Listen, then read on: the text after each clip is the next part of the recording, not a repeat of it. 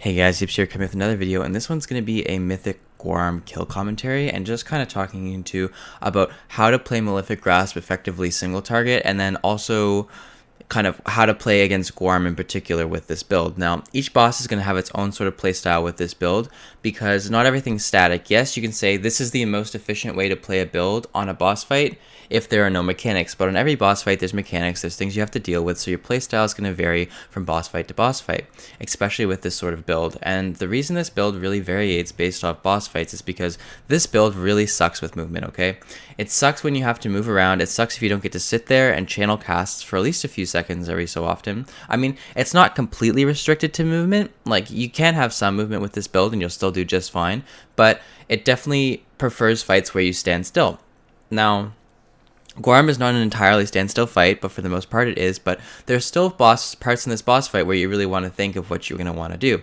And that's the part when he's running around the room, that's the part where you have to move for one of your breaths, things like that. There's different aspects of this video where things are happening, and also one big part of this build is going to be the your soul usage. So really quick before I get into the video, I just want to talk quickly about the soul usage that I use for this particular kill. I'm always using 2 UAs basically, unless I'm like at 5 shards, in which case maybe I'll dump a lot, or if it's towards the end of the fight, maybe I'll dump a lot, or if it's during like, you know, my last couple seconds of a reap stack and I don't have any more, or it's the end of my blood free or something. But for the most part, I'm basically just using 2 UAs and then draining, and the reason this is just to get them all under the effect of the drain soul, because if I UA 3 times, I'll lose a few ticks on the first one to time, and then I won't get that 80% buff on all of them. So the idea is you're just trying to buff as many UAs as possible by that drain soul, being talented into Malefic Grasp. So the opener in this video, you know, you just get your 3 dots out during Bloodlust, pop your racial ability, whatever it might be, and then get 2 UAs out and then reap and drain that. And you just want to keep going with like the 2 UA rotation throughout Bloodlust. If you do end up capping on more shards, you can use more than 2 UAs, but generally keep through the 2 UA thing during Bloodlust and just continue with that. So either way, here it is. You're going to see I'm getting my first few dots out on the boss. You know, just get the 3 dots. I'm going to UA twice. I'm going to drain. I started the fights with reap stacks because we had killed trash previously. Like, this is our first kill attempt of the night.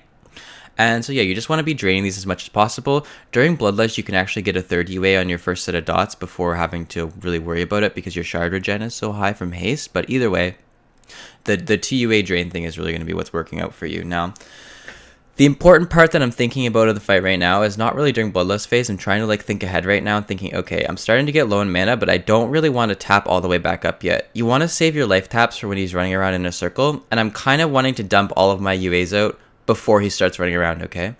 The reason I'm trying to get my shard count low before he runs around in a circle is because I'm going to be generating shards when he's running around, and I'm not going to be able to UA him. So if I get my shard count down pretty low before he starts running around, I'm just going to generate back up to full shards and have those for when he comes back, instead of being at full shards and feeling struggled and pressed. So you see, he starts running around the room. I life tap back up to full.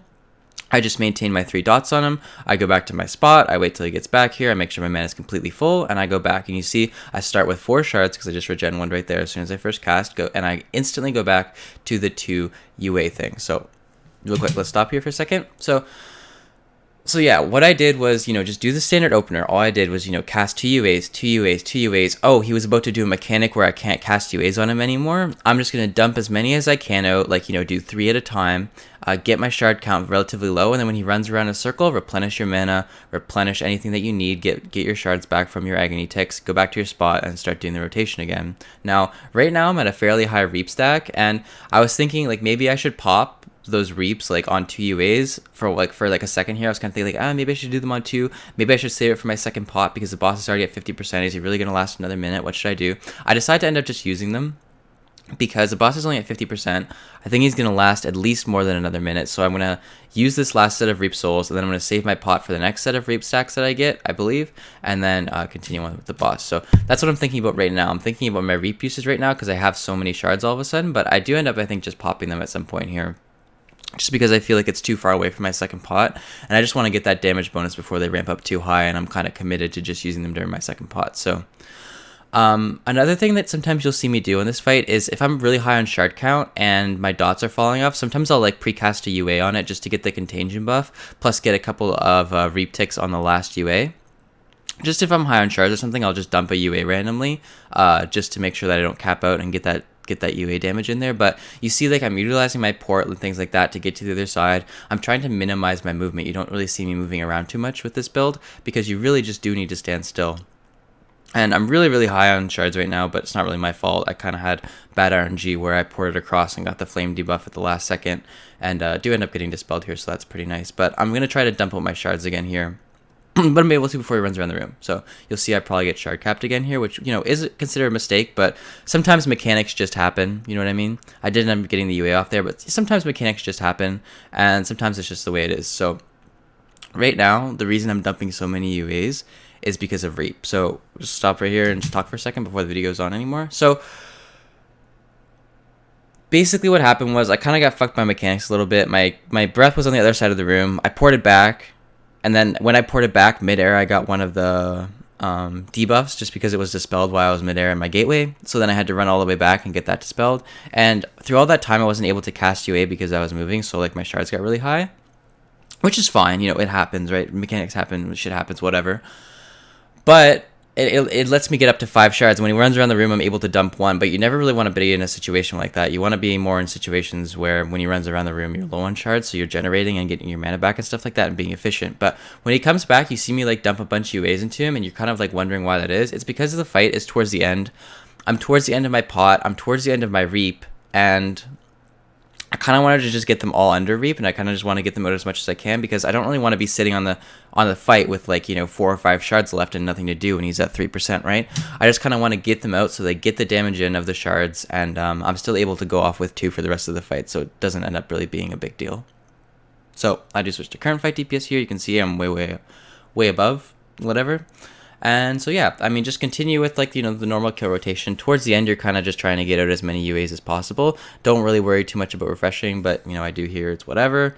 And the fight, things like that. So the important takeaway, sorry, let me just skip to the end here. The important takeaway of this is just think about boss mechanics. The playstyle of Malefic Grass is pretty easy. If you ever attack a training dummy, you know, it's just 2 UAs, drain, refresh, 2 UAs, drain, refresh. But you really have to think about boss mechanics when you do get to the bosses, because you can't just do that rotation. There's going to be mechanics that you're going to have to do to move. There's going to be mechanics that you have to do to, you know, where you're not going to be able to DPS. And during those times, you want to say, okay, well, those are my windows where I want to get mana back. Those are my windows where I want to save my Reaps. Those are the windows where I want to get all my shards out before happen and things like that. So this was a Guarm video. Hope to help you out a little bit, and I hope it showed you guys kind of how to use this build a little bit more and how to play it just a little bit better. So thanks for watching, and I'll see you guys later.